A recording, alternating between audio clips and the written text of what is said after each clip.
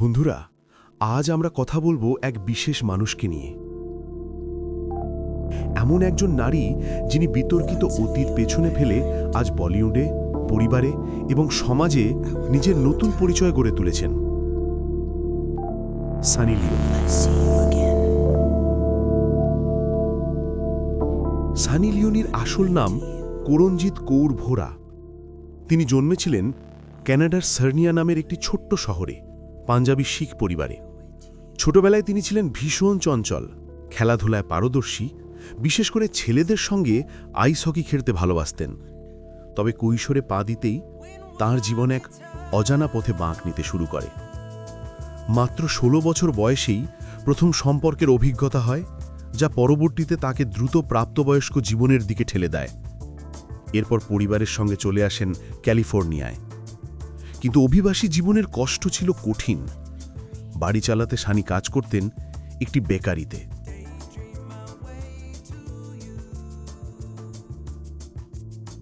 একদিন এক বন্ধুর মাধ্যমে তিনি পরিচিত হন পেন্ট হাউস ম্যাগাজিনের সঙ্গে।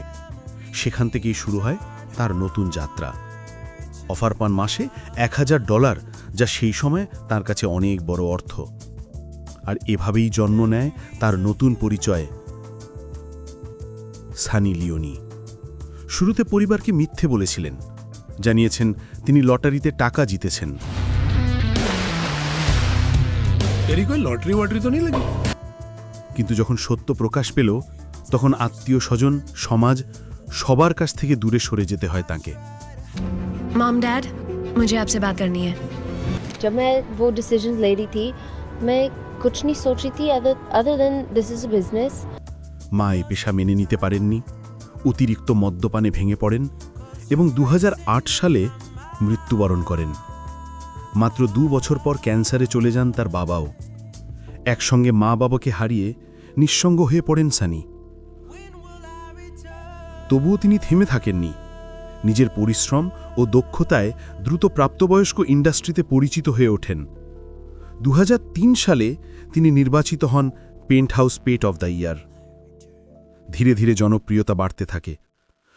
প্রথমে শুধুমাত্র নারীদের সঙ্গে কাজ করলেও পরে পুরুষসহ অভিনেতাদের সঙ্গেও কাজ শুরু করেন। এই সময় তার জীবনে আসেন ড্যানিয়েল ওয়েবার। ভালোবাসা, বিয়ে এবং একসঙ্গে প্রোডাকশন কোম্পানি শুরু করা, এই সঙ্গীর হাত ধরেই সানি পান নতুন শক্তি। তবে তার জীবনের সবচেয়ে বড় মোড় আসে ২০১১ সালে। তিনি অংশ নেন ভারতের জনপ্রিয় রিয়েলিটি শো বিগ বসে।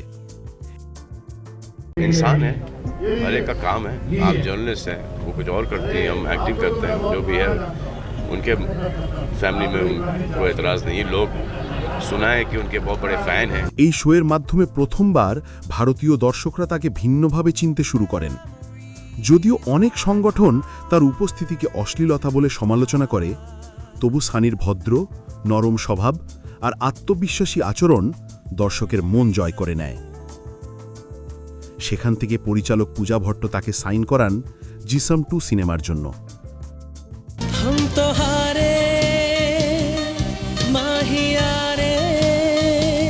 ছবিটি মুক্তির পর সমালোচনা হয়েছিল, কিন্তু বক্স অফিসে সাফল্য পায় এবং সানির বলিউড যাত্রা শুরু হয়। গান আর সিনেমা, বেবি ডল, লায়লা মায় লায়লা, পিঙ্ক লিপস তাকে এনে দেয় তুমুল জনপ্রিয়তা। যদিও অভিনয়ের মান নিয়ে প্রশ্ন তোলা হয়েছে, তবু তার উপস্থিতি বলিউডে অস্বীকার করা যায়নি। তবে সংবাদ সবসময় তাকে ঘিরে থেকেছে। কপিল শর্মার শোতে প্রথমে তাকে নেওয়া হয়নি, জাতীয় সঙ্গীত গাওয়ার সময় ভুল করার জন্য মামলা হয়, এমনকি ২০১৮ সালে ব্যাঙ্গালোরে তার নিউ ইয়ার শো বাতিল করা হয়। তার জীবনের উপর ভিত্তি করে নির্মিত web series Karenjit Kaur the untold story of Sunny Leone নিয়েও দেশে বিদেশে প্রতিবাদ হয়েছে। কিন্তু এই সব বিতর্কের মাঝেও সানি লিওনি আজ একজন সফল নারী।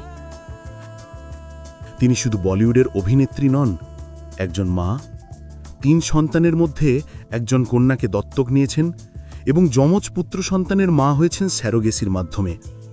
স্বামী ড্যানিয়েল ওয়েবারের সঙ্গে তিনি গড়ে তুলেছেন একটি সুখী পরিবার। পাশাপাশি তিনি সমাজসেবায়, শিশু কল্যাণে এবং পশু অধিকার আন্দোলনেও কাজ করছেন। বন্ধুরা, সানি লিওনির গল্প আসলে একটা শিক্ষা। অতীত যতই অন্ধকার হোক, দৃঢ়তা, পরিশ্রম আর আত্মবিশ্বাস থাকলে নতুন পরিচয় গড়ে তোলা সম্ভব। হয়তো আমরা সবাই তার অতীতের জন্য তাকে বিচার করি, কিন্তু বর্তমান জীবনে তিনি একজন মা, স্ত্রী, সমাজসেবী এবং বলিউড অভিনেত্রী, যিনি লাখো মানুষের ভালোবাসা অর্জন করেছেন।